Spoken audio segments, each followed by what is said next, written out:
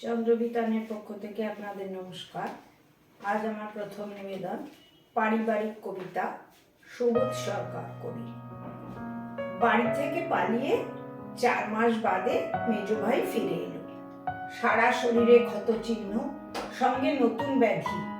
কি সেই ব্যাধির নাম ছোট বলে কেউ আমাকে বলেনি।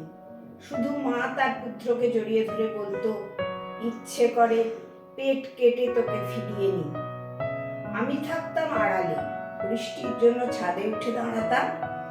মাছ নয়, দুধ নয়, মাংস নয়, কুমড়োর ডাঁটা সেদ্ধ খেয়ে আমারও মনে হতো আমার শরীরে রাগ আছে, জোর আছে।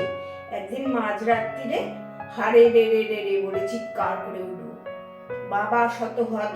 বাবা সব হতদরিদ্র ছেলে মেয়েদের ইংরেজি পড়াতেন। কি হলো তাদের পড়িয়ে?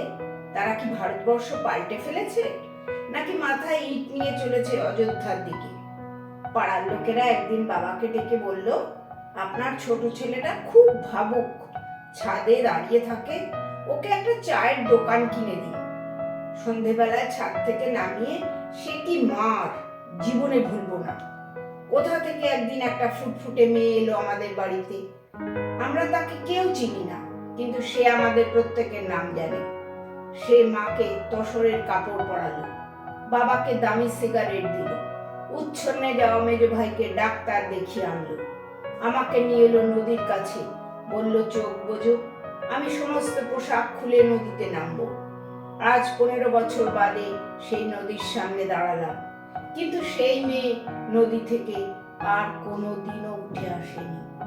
নমস্কার।